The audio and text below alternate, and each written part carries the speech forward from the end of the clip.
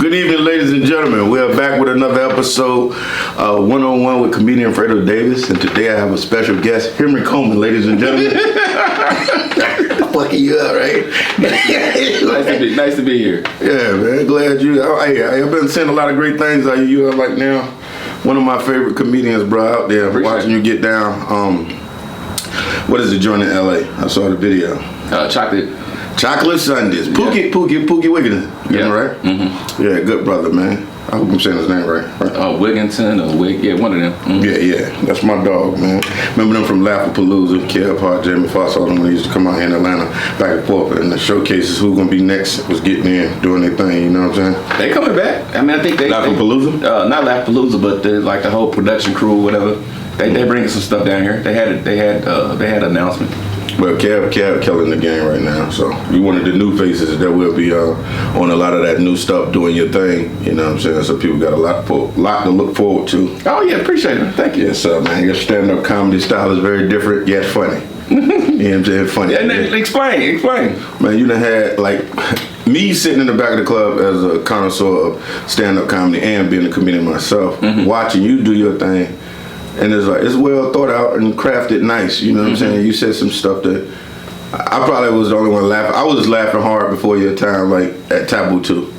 You said this one joke, you eat your girl butt because it make her pussy taste better. I cried. I laughed. I probably laughed, I don't know, 2-3 minutes. Like, you kept looking, was like, I was over there dying a little bit because I just like off the wall crazy shit. I mean, it's tactics and techniques. You know, there's a science behind what we do. And my style has kind of evolved. You know, we all evolved our style from different people when we started, and then eventually, you know, your own individual style kind of starts to outgrow whatever that is. You know what I'm saying? So you might start emulating not necessarily people's jokes, but their style and the tactics they use. So I kind of started off, you know, watching DL.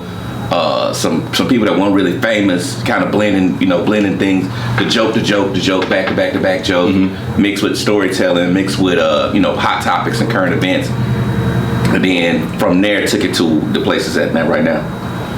Yeah, that's a great thing. How long you been doing comedy? About 23 years, man. 23 years? Oh, you're a legend in this journey, man. Veteran. You said veteran. People let's say like you're a young boy. Yeah, let's say veteran. Let's not say legend. You know, I think veteran. Legend is, you know, I think there's I think there's success associated with legend. Yeah. I think there's, you know, saying not that I'm unsuccessful, I'm just not successful at the level I want to be. Yeah. So I don't really like the word legend. I think like, oh yeah, I'm veteran. Yeah, I put in my 20 years. Yeah, I'd rather use the word veteran. I put a big ass title on you, like, nigga, my God, you fall off. What the fuck? No, but that was a good show. You got there Friday night too. You rocked too. Yeah. C's birthday. Happy birthday to C's comic vid. Yeah, I was just stopping through, you know, show love. Me and C's go way back, man. When I was on this journey, we used to have in the time in the game where everybody, it was like the Underground Railroad for comedy. You go crash on somebody's couch, do a couple of shows, come back to the city. Yeah. Now it changed up. Nigga, you on the nigga couch. Hey man, you homeless, ain't you? Funny. Like, nigga, I'm just stopping through. Nah, nigga, I got things going for me. Yeah, I got things going for me. Yeah, niggas boy treat you wild. They do. So I was the LA experience for you, and then coming back to Atlanta. You know, I was out in LA for about 17 years, man. Back and forth, really 20 years, back and forth. And I spent a lot of years just out there.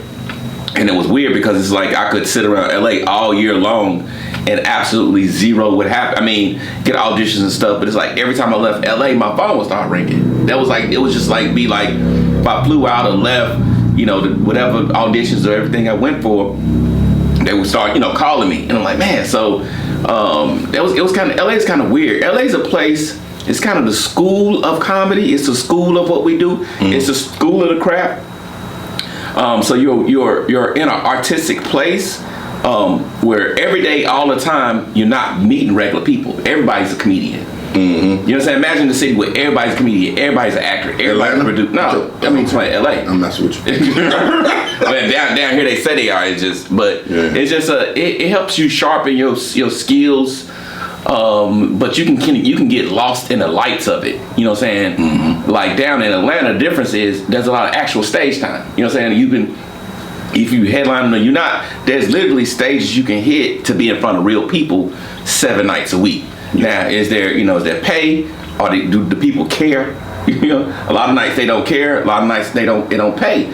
But getting the kind of stage time that I like to get in LA would be very difficult. You in LA, if there's 100 people in the room, they texting the celebrities. They calling the Kevin Harts. They calling the Mike Epps. They calling them, and you getting bumped. I'm out there. I'm getting bumped every night. Chappelle, Mike. What I'm saying? They coming in, going up, and bumping you off the list every night. So it's like, okay, it's kind of a place for when you've already made it. You know what I'm saying? LA ain't really a place for when you trying to make it, because it's a door. It's a closed door in between. Not everybody that's getting a shine on is people that's already shining. People only want to see the celebrity. Out here, it's starting to be like that a little bit, but there's not enough celebrities out here. Like, you got T.I. to come in and bump you off a show, but that ain't, that's rare. Yeah. It's Atlanta, though. I remember when they had the comedy club in Buckhead, they did a lot of that bumping stuff, and then the bumping faded out, and they used to do booing. You know what I'm saying? Yeah. Stop booing. Yeah. A lot has changed. That's how more weak comedians snuck in the game. But I think what's happened, the crowd don't have the luxury of booing no more. You know what I'm saying? To tell you the truth, they don't have the luxury because comics aren't hungry for it. Back then, our generation, we was hungry to try to figure out how to make people laugh. These new kids, if they don't hit on the internet and start bringing their own crowds out, they don't care. Yeah. They just don't show back up. So that's true. I was on a show one night in it was in Memphis, and the crowd booed 5 comedians before me, and I basically tell them, I'm the last one. You boo me, show over with. I just think the audiences don't have the luxury to boo people. You know what I'm saying? They don't have the luxury to because comedians just don't want it like they used to. There's not a big amount of comedians, willing to endure their embarrassment live. It's like now when I could just go make videos and try to build a fan base, and eventually just comics really at this point can only perform for people that want to see them. Yeah. So, and then too, the thing is, it's just 2 more aspects to that. Making people laugh don't mean they're gonna pay to see you. So that's true. You know what I'm saying? There was a time where if you went up and made crowd laugh, word of mouth would get around, and and there was the excitement build up, and eventually you could be able to charge people to see you. Mm-hmm. Man, you can open for people, you can make people laugh all day, and those same people, because there's so many free shows and so many people comedy's free. Too free. Comedy is extremely free. It's free on your phone, and then clubs are giving away free tickets to see really good comedians. When they can't sell the tickets, they get the tickets away for free. So the only way to make money in this business is to get people to pay to see you. And how you gonna get people to pay to see you when you're not famous, and they're getting to see famous people for free? So it's deep. You know what I'm saying? It's like, what I'm saying? Let's say somebody who really good, but not necessarily might not move no tickets. You think any name. Let's say like a Rob Stapleton, or like somebody like that. Funny as hell, right? Been on the gang of shows, or a Damon Williams. You know what I'm saying? Open up for Kings of Comedy. Open up for Kings of Comedy, all over everywhere. He come to town. We all know he's hilarious. Yeah. But he's not moving tickets like a Bruce or like a Lavelle Crawford. Mike Epps, Cat Williams. Yeah, you even think about Pierre, who's a gang of movies. Yeah. But not necessarily moving tickets, but they still famous. They still did TV shows. They still did movies, famous, right? But all of a sudden, famous. That shit deep. The comedy club will give away. The comedy club seats 300, and they sold 175. They'll give away the other 125 to make sure it's packed. Right, so those people start getting used to getting free tickets to see famous people. So now you come along, you just funny. Why would I pay anything to see you when I can get free tickets to see famous people? So, you know what I'm saying? Like, what's the incentive for a comedian to stand up there and beg a crowd? It be some nights I have to stop myself from going off on audiences. Like, do y'all know what we gonna do? I don't think they know. Y'all don't understand. This ain't the times of having a good set, walking out there, having women all over you and and then getting money shoved in your face. This ain't that. This ain't that. You're literally looking at people that are trying to make you laugh every night, or the people that just love to do it. And people have this idea like there's a real long list of us waiting to beg for their approval, and it's not. Yeah, it's not. Well, you broke it down. There was an influx at one point with the internet people. At one point, there was an influx, right? Mm-hmm. But those people quickly realized that the clubs ain't it. So, if you would go to some clubs, it would be 30 or 40 comics hanging around on a Friday, Saturday night trying to get a guest spot or trying to get up. Yeah. Man, now it's back down to what it was when I started. About 3 or 4, you'll see 3 or 4 drifters trying to come through guest spot or trying to get up. Because they realize there's nothing other than going up and having a good set and having people pat on your back. Oh, you did good. It really stopped there. You get 15, 20 followers. You get a couple inboxes. Followers? What's that? You know what I'm saying? I don't have that. You know what I'm saying? You might have a good set. You go to Uptown, you have a great set at Uptown. Shout out your social media. You'll get, follow me. You'll see 3 people pull out, and you could have killed. Mm-hmm. You'll see 3 people pull out their phone. They follow, but then what? You know what I'm saying? Those same people might not never come back to see you live or pay to see you. So people love to kind of do this nice thing of patting you on the back, telling you how good your set was, but not following up with you. And the follow up. You gotta the follow up. You gotta pretty much beg and contact them. I shouldn't have. When I saw guys, Ricky Smiley, when I saw dudes break with Lil Durrell, when I saw dudes break, they ain't have to beg people one on one. Yeah. When they went on Comic View, SJ, when they went on Comic View, Dundee Security, them people was locked in. They ain't have to. Yeah. They ain't have to send them no individual message. No, you see them on the flyer, you go. And we got booked just off of Comic View alone, because I did 4 seasons of Comic View. Yeah. You know what I'm saying? Being a young comedian coming on, I think, how many years was I in? Just about a couple of years, and next thing you know, I was on TV every night. You know what I'm saying? And then I didn't. That's homes. That's 1 million homes a night. Yeah, and that transition shit was crazy. So now you had to switch over to the phone from TV, because whatever that dry spot when it hit, it ain't a lot of comedians going to get in rooms no more that create the pay. Everything is damn near open mic. So that's horrible. Well, damn period. Well, dudes in different markets was creating. There was more money and livable finances on the middle tier. So you had guys that had rooms that paid legitimate amount where you could get 500. You could go to Chicago, you can go to New York, you could go to come to here Atlanta and have rooms that paid $400 or $500 a night and get five or 6 of them in a row. That's $2,000. That's not you know what I'm saying? Plus you selling your merchandise, you can leave the city with $2,500. Then you would bump up to the $1,000 rooms or the $1,500 rooms, but you can make a decent living. And it had at least 6 or 7 cities that was like that. In the middle part of in the middle, before you got to the comedy clubs. So once you got to the comedy clubs was at $2,000 a weekend, $2,500 a weekend, and you didn't necessarily have to be famous.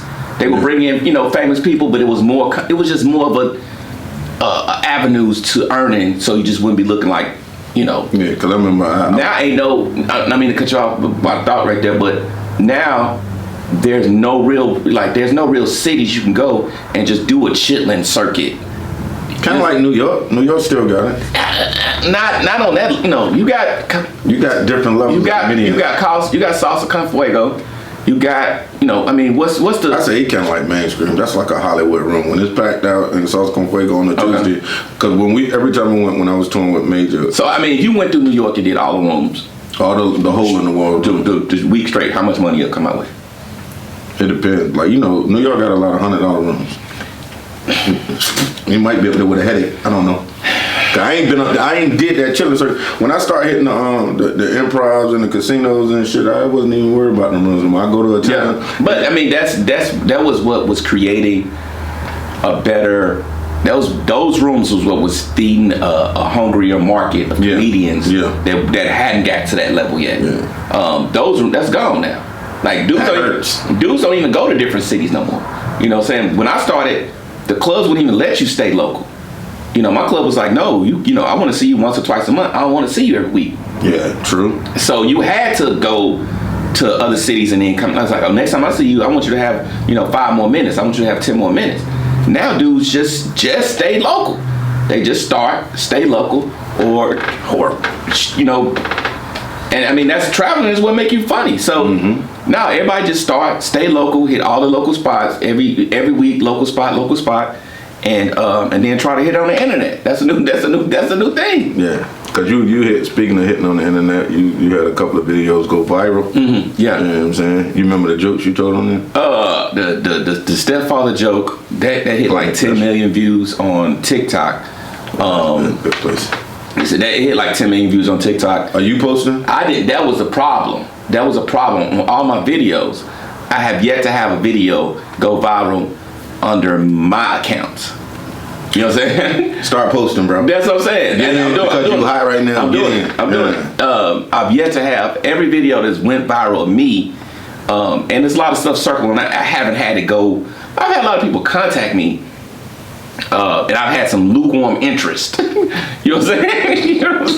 I like shit like this. That's what I like, the one-on-one, because like you like all we do is see each other in passing. We on the playing field. The suit booted, ready to shoot it every time. Nobody ever get to have this one-on-one. Yeah. So was a year ago I had the one that went for 10 million. My Def Jam set, my all Def set. Somebody edited it, broke it down into 4 or 5 different dope ass clips. One of them was like 6 million views. The other one was like 8 million views. But so I was getting a lot of traction. I was getting a lot of people contacting me from that. My numbers didn't necessarily go up. My Laugh Factory stuff, of course, that's been out of the park. But that's all Laugh Factory. Okay. The face recognition, people recognizing me, knowing I'm a comedian. Yes, that's been going up. Has that translated to ticket sales? Has that translated to me selling out? If I promote it right, if I have enough time to promote it, if I get the club behind me, I can sell some tickets. I do have the ability to sell tickets. Am I selling enough tickets to where I'm getting bumped up? No. You know what I'm saying? It hasn't been a effect on my career where I got lines around the block anywhere. But it's coming, bro. It's coming. Cause it's like the internet is like the machine that push you now, so you could do that. You know what I'm saying? I mean, you got people that's big on Instagram, people that's big on Facebook, people that's big on YouTube. All these is different kinds of money these people making. Cause I learned I wasn't pushing the social media thing at first. Now, like after they cut me my first check, I was like, oh, this where is that? Cause it gotta gravitate towards me and pull. Cause I edit every day and I shoot all the time and post this stuff, so it's like it had to grab me, and the thing that grabbed me was YouTube. YouTube had all these new programs, because you can edit in damn near Facebook, you can edit in Instagram, you can edit in YouTube. When they see you doing all that, they start to push you. It's like levels to each one of them joints that's been unlocking. Facebook unlocked a couple of different levels for me too, and YouTube unlocked a lot of levels. Okay. Yeah, so that's why I would tell you post to the ones that's gonna gravitate to you, because TikTok got Creator Studio, so you can get money. I think it's like every 1,000 views, $1 or some shit. Okay. And 10 million, you probably have what? $1,000 something. Yeah. You know what I'm saying? So while you doing it on your own, because you got to push you. We're our own independent record label. We got to push the hot singles. Yeah. Because you got the formula now. Watching the social media. You big on social media? Are you good with it? What you mean big? Like with social media, like you good, like because you getting the views now. Okay. They're just not coming back to you. Okay. So like you set up in the business of social media. I'm working on starting a podcast. I am posting more, just kind of getting the habit of like, my thing, I was stuck on stupid with like just trying to make everything perfect. With the formula of stand up, it's like you never reveal nothing until it's perfect. I got this joke idea. I'm gonna go to these all little small rooms and work it out. Then once I get it perfect, I'm gonna tape it and then put it out there. The minute you practice that joke, you look at the audience, somebody like this, you be like, damn, I'm on Facebook already. Yeah. In a way that you don't want to be seen. You can't. So you can't. You just got to think a thought and then post it. Like post. So getting out of that perfectionism mindset and just like, okay, just do it, post, and then take advantage of opportunities that come up. So I'm in a good place, man. The people that need to know who Henry Coleman is do. Yeah. So I'm done with that. I'm done chasing the auditions. Yeah. You know what I'm saying? That thing like, well, I need to get in front of this person. I need to get in front of this person. was like, nah, all the people that need to know who I am know who I am. Yeah, So the last big audition I just did was BMF. I auditioned twice because I got all the way to the front door. They got to fighting like a real all-out brawl, and I was like, God, why? I've been here since 5 o'clock in the morning. As soon as I get there, I'm like, I got my paper, I got my lines ready. Big brawl. I was like, what the hell? Dude came out. It's over. It's done for the day. I was like, oh, gee, what about me? Go! All right. Then they hit me back in the email, said, yo, come back out. Boom. I saw a lot of people you see behind that camera is people you know that you done been on music video shoots with, production with, deer shows with. And I was like, wow, they moved up and advanced over there. So you be like, yeah, I'll probably get a call back. Yeah. Nah. It's industry people that deal with industry people. So they know who's next. Like with stand-up, you got, what, host, opening act, feature, headliner. Okay. You know what I'm saying? And certain people are good in certain areas, so they you know what I'm saying, they watch them grow to what they're gonna be. And like, I guess it's like an actor pool that we not in, like to get them little movies and little roles and shit, because it'd be like these dudes never seen. Yeah, I mean, it's, the industry is double-sided. You got, I say for me, I say this, I say you gonna sell tickets so you gonna suck dick. You know what I'm saying? Hell on them. But that, I mean, it's kind of, the industry is double-sided. It's like somebody got to say yes. Either people, if you think about a Country Wayne or Karen Claiborne or a Shula King, or 100% off the people. That's just the people loving them, watching them videos, loving them, and then pay to see them. Paying to see them. Yeah, sure. Then you got, then you got like a Gerard Carmichael who was on this side, who was just the industry. It was just the powers that be going, you're next. You know what I'm saying? So if the people ain't paying to see you, then you go to the industry. Like you say, you audition for something, try to get into something. Yeah. See if the industry say yes. If the industry say no, then you gotta go back to you know what I'm saying? You gotta get your ass out. It's gonna be the people, or it's gonna be the behind the scenes, hidden hand powers that be. So I feel like I done kind of made my case to both.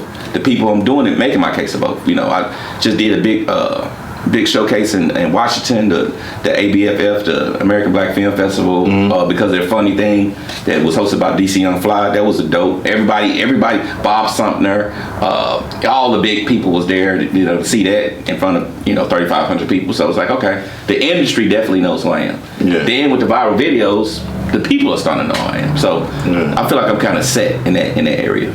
Well, you paving your way. You have a manager, agent?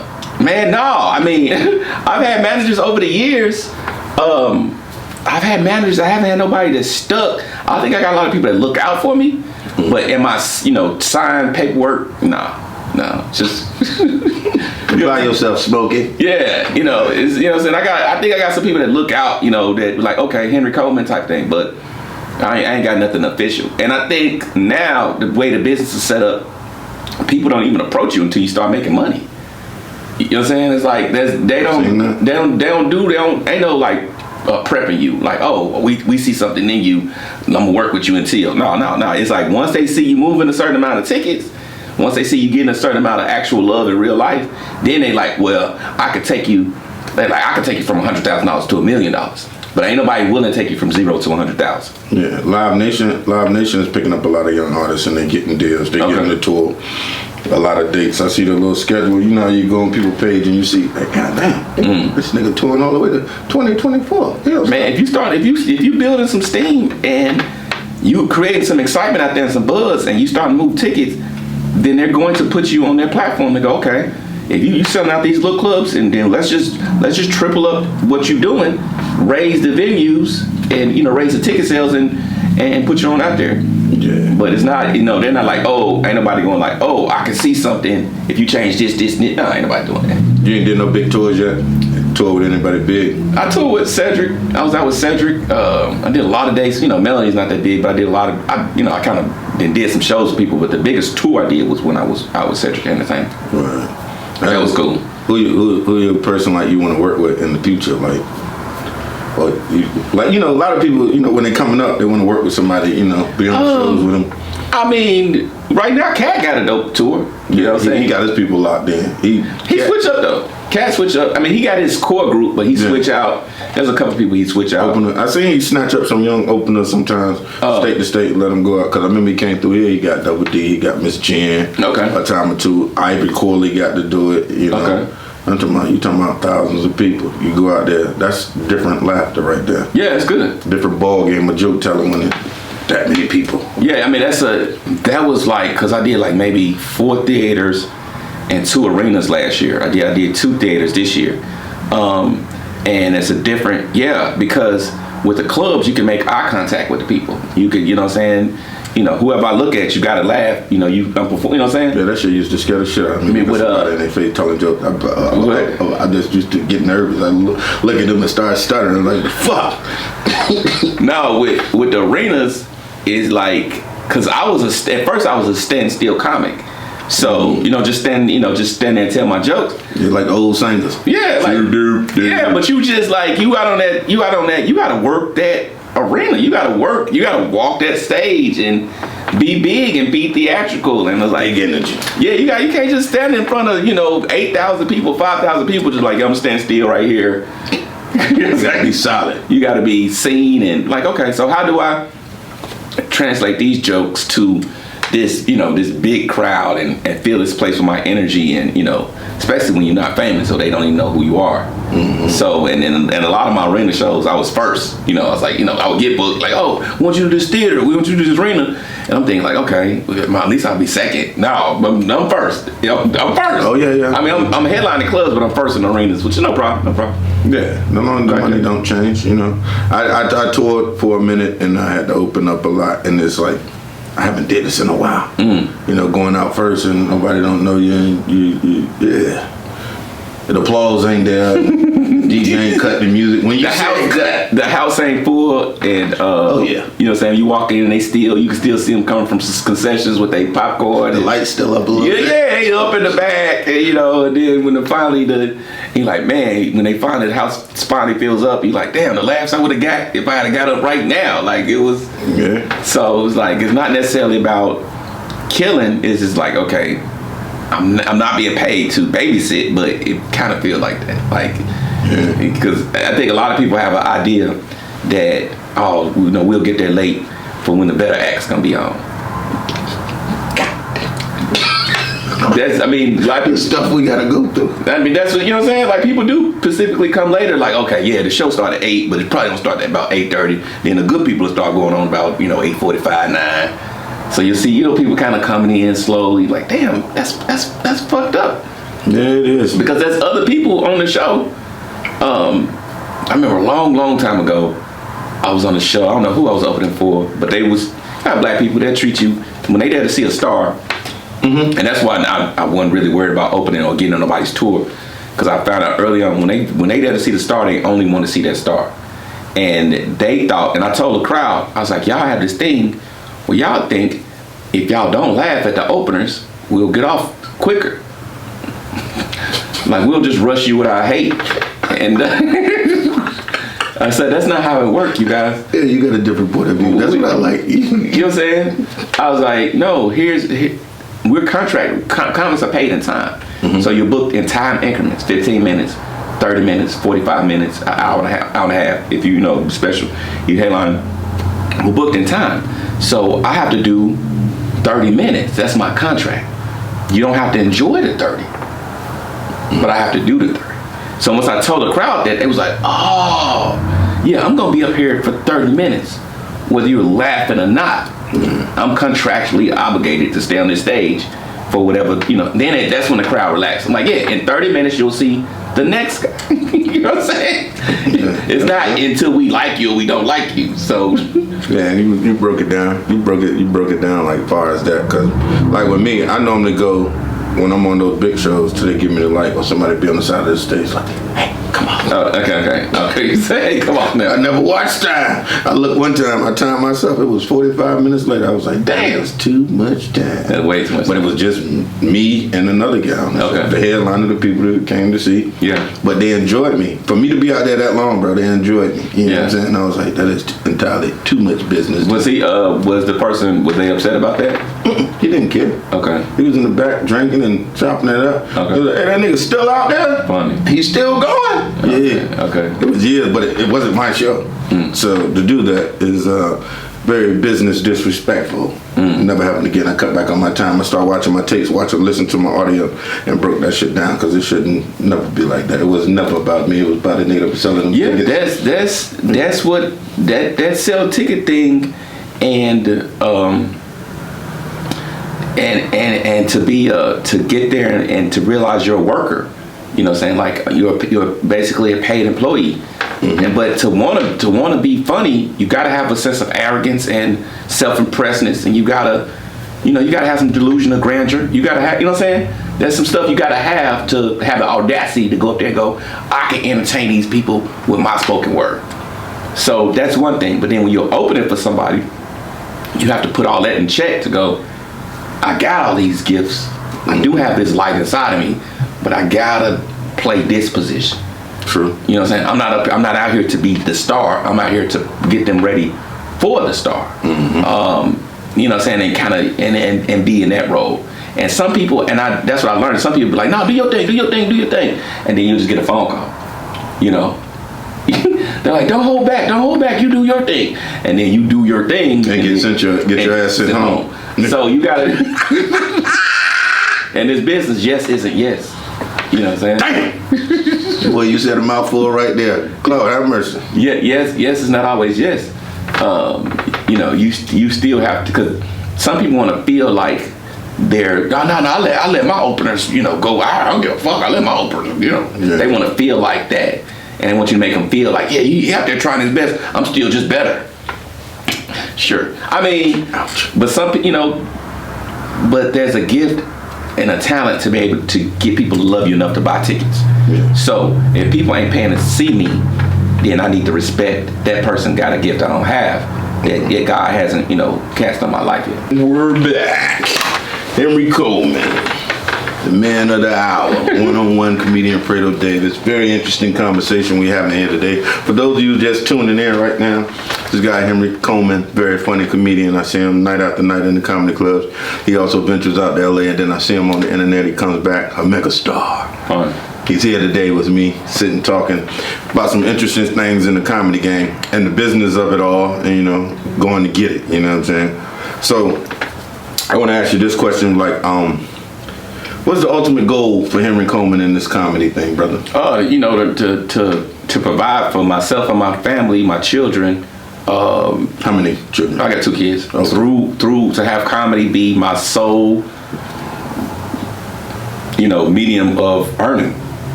You know, to make 100% of my income that produces a quality life for me come from, you know, my craft and my creativity. Right. That's my goal. Right now I have to supplement it with different stuff. I have to do a little hustle stuff here and there, but, you know, not too much. I mean, always. You know what I'm saying? So I want to just make more of my earnings from stand up and you know, do TV, graduate to TV, and, you know, producing my own stuff and be able to, you know, finance my own projects and just really get my thoughts out there, to get my perception out there, and to get my art out there. Create my art, and then to, you know, create good art, and then put it out there for the people to see. Interesting. Very interesting, you know. I also want to ask you, if, like, you ever ran into these young comedians in the club that's energetic, they know nothing about this business, and they like to ask you insight of the comedy game. What kind of advice would you give to a young comedian? I pretty much got, you know, canned stuff. I tell them all. I say, start your own room. You know what I'm saying? You know, work the internet. You know, do the internet thing, because a lot of these kids are a lot more tech savvy, and they just don't have to go through the stuff we went through. We had to go through, you know, the asses we had to kiss to get and the stuff we, like you said, the booing and the key shaking and the You've been around a while to know about the key shaking. Man, no, I'm just saying, just the stuff we had to go through to earn our stripes, these kids don't have to go through. So I say, start your own. First thing you need to do is just start your own room. You'll learn so much about the business of comedy and how much funny don't matter when you start your own room. You'll learn if I could go back 23 years, that'd be the first thing I did different, was just learning to promote shows and get people out on a consistent basis, to have a monthly show or a weekly show, and then stay in contact with those people over the years. So I better do two shows a year in a real big venue. So you know what I'm saying? Like that would be, that's awesome. Like it's like to kind of learn how to like the promotion aspect versus just joke writing and being funny. Yeah, I put a lot of energy in like joke writing and being funny. It's like, but I needed to put that same amount of energy. It's like, how do you get people to consistently come out, whether it be monthly or quarterly or every 6 months, to a venue to see you. Very true now, because it's business. Yes, that's why I push to the kids. Is like, and then you'll see the difference in how people, once you start booking a room and running the room, then you'll see how people see you when you approach a Maurice or you approach a Angelo, you approach a Gary about a night. You know what I'm saying? How they looking at you? Because a lot when you a young comedian, you think like, oh, if I'm funny enough, you think funny enough is going. Yeah. They don't even see that. Sheesh. They not even looking at that. Yeah, and that's true. Because I get offered a couple of nights, and then they was like, well, we need to sell this many tickets each and every night, and then you can go do your thing. Well, I'm in the rebuilding process of all of that, because this is a business at the end of the day. It is. This new day and age right now, if you ain't killing on the internet right now, you think people are starving? Yeah. Yeah. If you ain't hitting, or you ain't out here going and get it, because sometimes I be sitting in the back of the club, I like comedy. I like studying everything about comedy, you know what I'm saying? But to be back there and be like, all right, we got to make that next move the best move, bro. You know what I'm saying? It's got to be the best move, like, for you to go to the next level. And getting, so they got the showcases, the ABFF joint you were talking about, American Black Film Festival joint. What about the one in it's the joint. It's like a major showcase. We were just talking about it. A couple of people got in it from here. Just for Laughs? Montreal. That's Just for Laughs, Montreal? Mm-hmm. You did that yet? No, I never done it. Yeah, audition for it. You did audition for it? No, you send the tapes. I sent VHS back in the day. And they ain't picked me then. I mean, maybe the VHS got broke. I don't know. With all that stuff, what I see is, I'm gonna say that's God's timing with that stuff. Yeah. You just submit with all them festivals and everything. I'm like, you just submit and hope for the best. I'm not gonna speak too much on it, but that's a great festival. Mm-hmm. It's a good platform to get on. That's a part of what I was saying, like the industry. Yeah. You know what I'm saying? But people that sell the tickets don't even care about going. You know what I'm saying? That's true too. You know what I'm saying? If you're not selling tickets and you're trying to go to be for the industry to see you, Montreal is the way to go. But you don't necessarily have to go to Montreal to get seen by the people you need to get seen by. Them just regular niggas. You know what I'm saying? you always keep it 100, man. You know what I'm saying? Now, if you trying to get seen by the whites, you know what I'm saying, the upper echelon whites, that's Montreal and Just for Laughs. So you do white rooms too? I don't do them as much as I used to, and I don't pursue them as much as I used to. I think I kind of artistically, I make everybody laugh, white, black, whatever.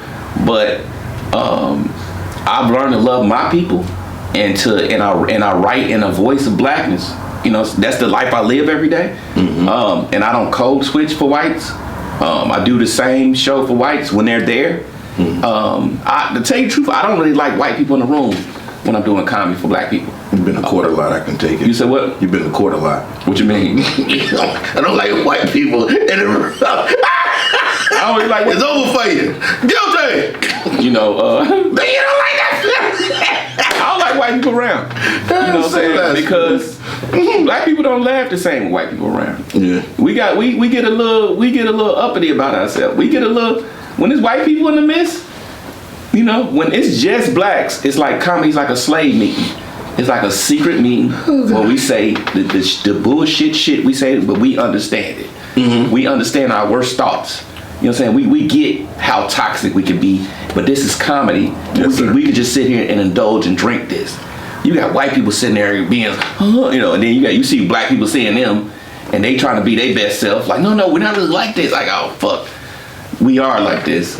Please stop trying to dance for these whites. You know what I'm saying? Because The thing that the olive branch we extend for whites when they come to black room are not extended for us when we go to white rooms. That's true. You know what I'm saying? And they don't treat us as good as we treat them when they come. We break out when we see a white comedian. We break out. I'm not hating. I'm just saying black folks. The truth. Black folks break their neck to roll out the red carpet for white comedians when they come to. We beg them to be funny. Just say one word we say. Just convince us that you understand us a little bit, and we gonna scream laughing for the entire duration you're on stage, right? They don't necessarily do us like that. You know what I'm saying? When we go into white spaces, they protect those spaces from real niggerhood. You know what I'm saying? So it's a new racism where they they choose the blacks that speak their language, that have committed to, you know what I'm saying?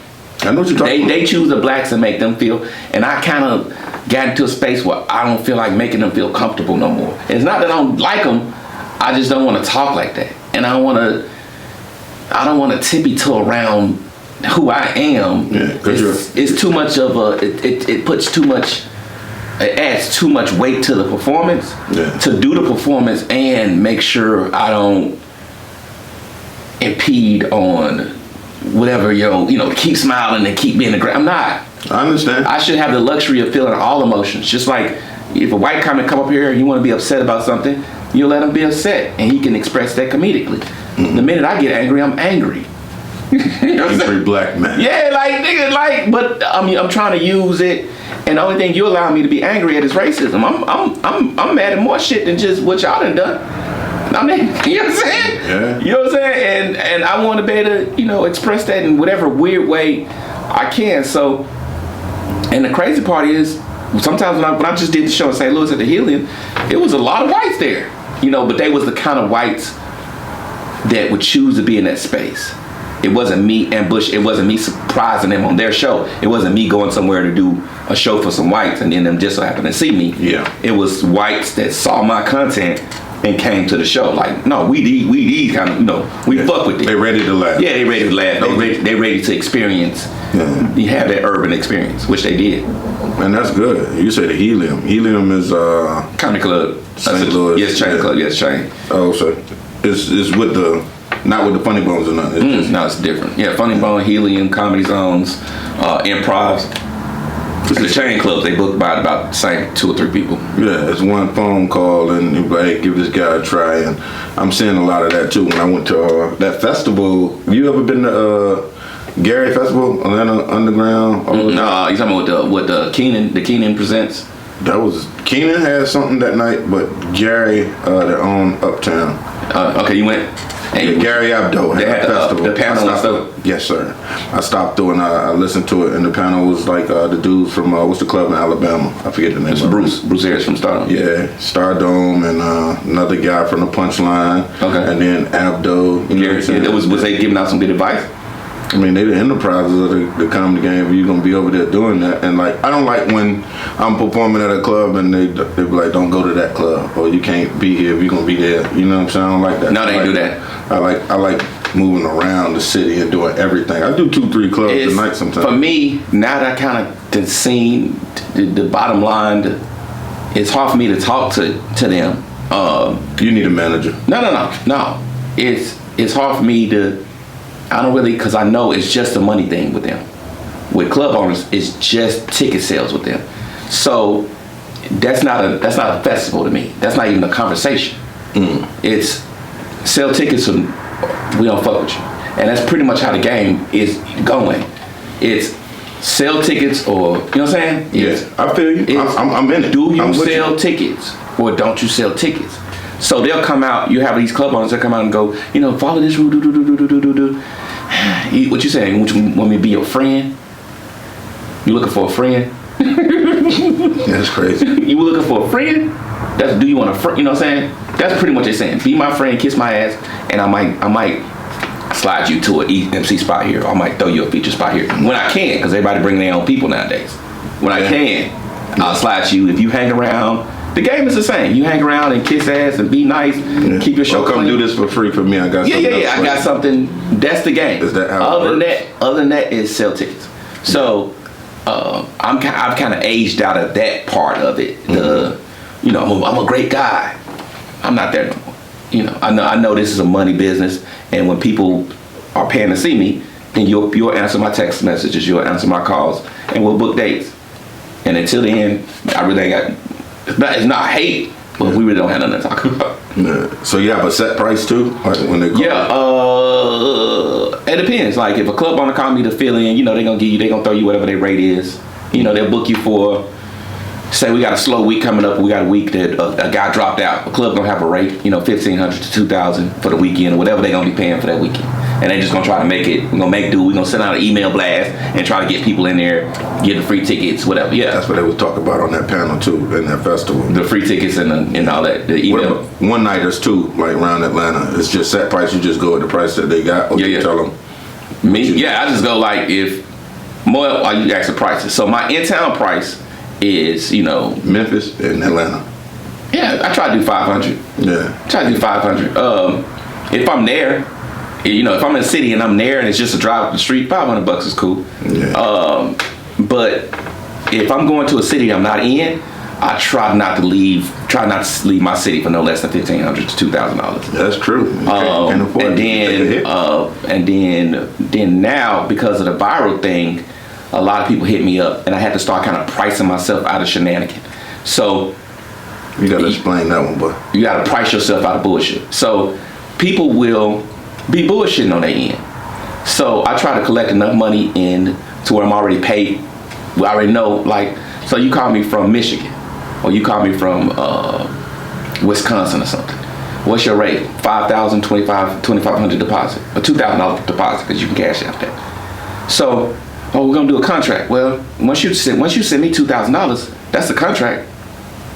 Yeah, but they wanted it right. They gotta protect it. Whatever. What I'm saying, I don't trust contracts. I trust your cash. Once you send me $2,000, I know you're gonna make it happen on your end to earn your money back. You know what I'm saying? I used to be like, oh no, we really love you. I used to be like, okay, $1,500 with $500 deposit, but you get bullshitted. Somebody send you $500, you get there, hotel ain't right, they ain't got no car picking you up, ain't nobody at the club. It's just fuck off money. Yeah. So I raised my price so I could stop going through that bullshit. Where we got the show in South Carolina, $1,500. They shoot you $500 deposit. They ain't shit right when you get there. Mm-hmm. You know what I'm saying? Yeah, you got your other $1,000, but it's a bad experience. So you got to run them down for that.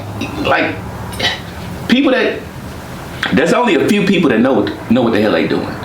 And you want to price yourself into the bracket of getting the phone calls from the people that know what they doing and they not bullshit. That's true. You don't want to, oh man, I got 500 in Kentucky. I got 200. Now you're dealing with shenanigans. Now you're dealing with the phone call before the promoter went to jail. That type of stuff. Yeah. Promoter went to jail. My baby had a car accident. I thought it was gonna be more people than what's here. You know what I'm saying? Because we love it, we'll take it. We love it. So dude called, I got 500 this night, then I got 1,000 this night, and we love it. You see the flyers, you want to post the flyers, you ready to go, you excited when you hear about it. You get close to the date, oh man, that show fell through. No, we ain't doing that. No, I'm understanding what you're saying. I can relate. So I pricing. So when somebody hit me up, especially that amateur, oh, you funny as hell, we would really love for you to come to. All right, what's your price? $5,000 to $2,000 deposit. You know what I'm saying? I know that money let me know I'm dealing with somebody that know what they're doing, or at least they have enough money to pay for their mistakes. You know what I'm saying? That's good. That's a good way to put it too. You know what I'm saying? When you send me $2,000, that means you have the ability to come up with $2,000 to send somebody that's serious. All right, cool. When a guy hit me up, oh, Talent gave me your information. How much you charge? $5,000. So I mean, no, it was not Talent. It was the other one, Toure. So Philly. Yeah. So he was like, Toure, I was like, oh, well, this is what I charge. So the Toure was like, man, I was like, yeah, I don't know the guy. You sent them to me. You know what I'm saying? I don't know him. I don't have a relationship with him. Maybe the price would have been less if we've already had dealings. Yeah. But if we ain't had no dealings, here's the price. You know what I'm saying? Yeah, that's true because a lot of us underbid ourselves. We do, depending on what these rooms are. And then I'm starting to, because I give a comedian a better shake just because they're a comedian. But sometimes comedians be snakes. You know what I'm saying? I dealt with that part a comedian called me up, oh, I got 500 for you. I'm thinking you a comic, You know not to be on no bullshit, right? So I say 500 cash. I'm like, oh, I'm thinking it's a little bar. Show me do a little bar for 500, nothing up the street. I get there, it's damn near, it's a performance hall. You gotta ask those questions. 500 seat. $40 at the door. That's $20,000. You paying me out your front pocket. I'm on fire. I'm hot. This should have been a $2,500 night for me. Yeah. You know what I'm saying? And they like, why you ain't dressed up? I'm like, nigga, I ain't know this a real gig. I showed up. You said 500. I'm thinking it's 100 people in the room. You know what I'm saying? It's a bar, it's like we was Friday. That's a $500 show. You know what I'm saying? Up the street. You gotta ask more questions. I mean, like but I'm thinking, doing business with these people. I'm thinking because I fuck with him, he wouldn't be shady like that. Comedians? Yeah, it was a comedian because I had fucked with him before. I'm thinking the nigga wouldn't be shady like that. So, and he was like, no, we got you. We're gonna bring you back on something. No, this should have been. I never fuck with you again because I see how you get down. Yeah. You know what I'm saying? So, no, I still went up there and gave the people a quality show. I just felt like I had spit on my face because it wasn't me underbidding. It was like when the nigga called me up like I got 500 for you. I'm thinking, you know what a $500 show look like. That looked like 80 people in a room, a bar, people walking around, bullshit. You know what I'm saying? Just go up here and rock it, have a good time, get back to your car, go home. You drive somewhere and I wouldn't dare have you perform for 1,000 people and give you anything less than $2,000 or $3,000. Yeah, you think different than other than what the game is and what people came from. It was part of the Chitlin circuit was getting bullshit like that. Yeah. And some of them cats. Yeah, and when I was talking to other comedians, they was kind of had made peace with it. It was like, well, would you rather have this, rather have nothing? At this point, I'd rather have nothing because, you know what I'm saying? I got to leave with something. I got to leave here with something. No, I'm saying I'd rather not have the gig at all. Yeah, you know, I understand that. I'm like, yeah, but now these people that see me, they done seen my act. I can't, I'm burnt in this market. If I would try to come here and promote my own show, I can't. You know what I'm saying? Within the next year, it's like, because they already see me. So what's going to be, how do I make, they've seen these jokes, they'd heard these jokes. So I got to, you know what I'm saying? It's like, I look at losing that, like, oh, we're going to bring you back. You should have treated me right the first time.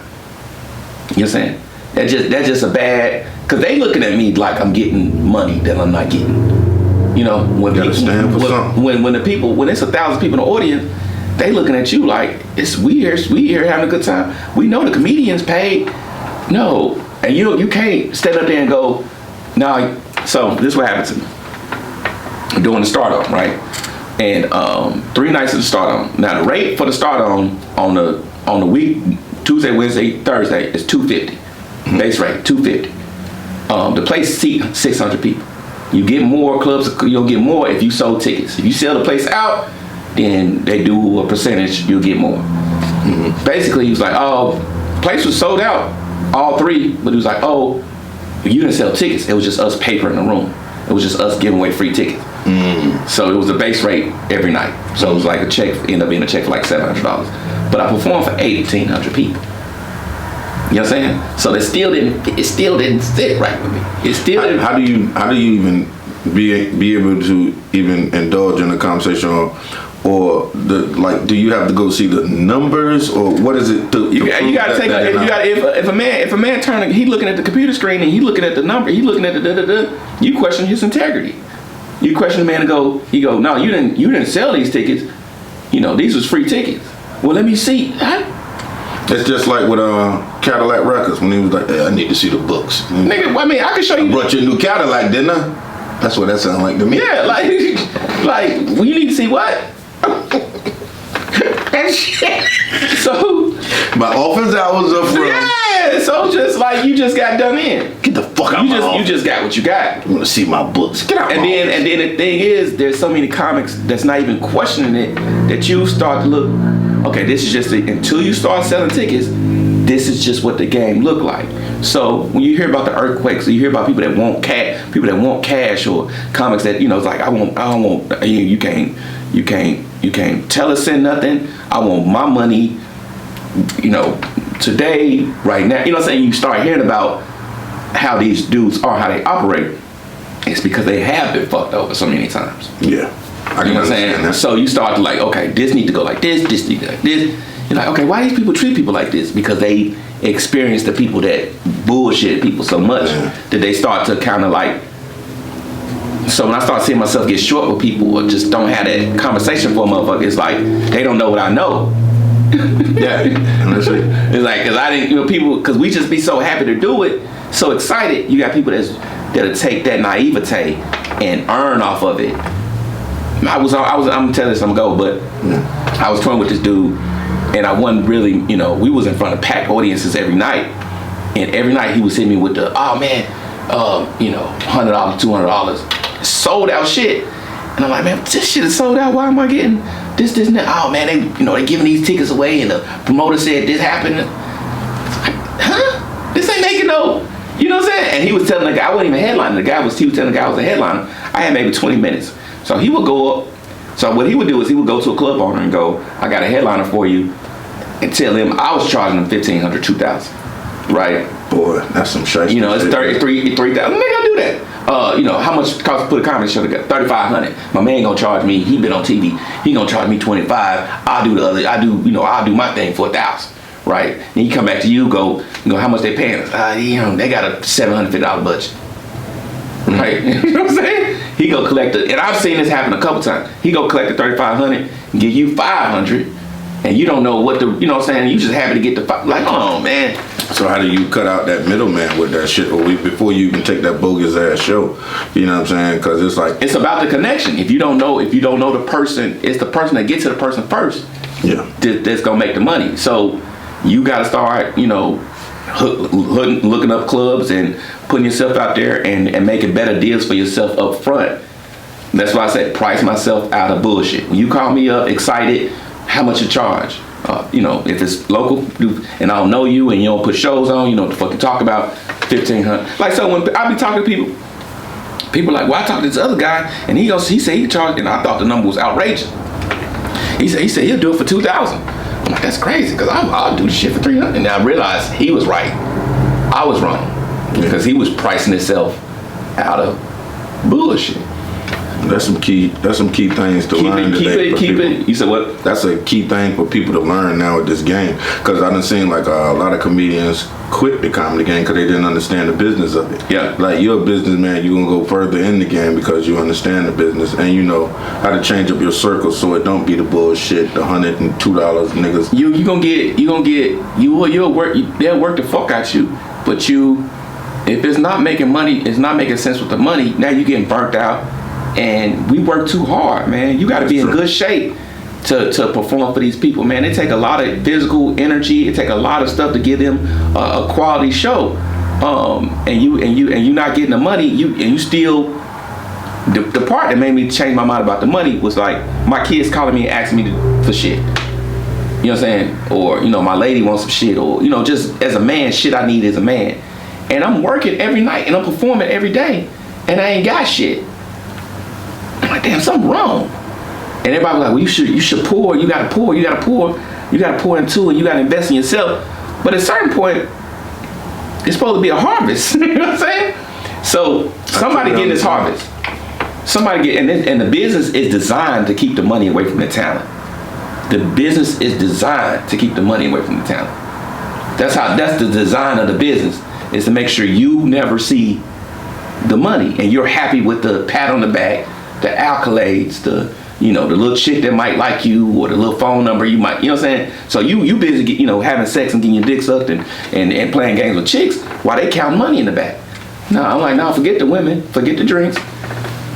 You know what I'm saying? Yeah, you really got deep with that, because it do boil down to that. Yeah, oh man, I have promoters. Oh man, we gonna have plenty of women. I don't need the women. Yeah, don't ever bring that up in my conversation. I mean, you one of the bullshitters. Yeah, oh man, it's gonna be da da da da da da. Yeah, why not just have my money? Yeah, why women kept to being me? Because they know it's dudes out here that's like that. Yeah, oh man, it's gonna be a packed. It's gonna be a packed house. You give a fuck about being packed? We had a base rate. Yeah. You can have 3 people there as long as you got my base rate. You sold out was your victory. You know what I'm saying? You're not giving me more. You ain't go, Henry, he go $500. But if I sell this bitch out $2,000, now you got my heart invested in how many people here. And the way I do business, bro, when I go to these little towns and there's certain comedians they want, you call him. because you dealing with me direct, I want that person to get their money. Yeah, so yeah. I get out the way of that. Yeah. You know what I'm saying? My contract is for me to show up and host and do this, and I meet them when I meet them. You know what I'm saying? But and then the club owners wanna, you know, when they don't have a control over their audience base and they're not sure if people gonna show up or not, they're trying to, you know, get you for less. You know, how do I get him for less just in case nobody show up? But you don't want to give me more if more people come. Yeah. So, and what you're gonna try to do is you're gonna try to cheap your way out of a quality show.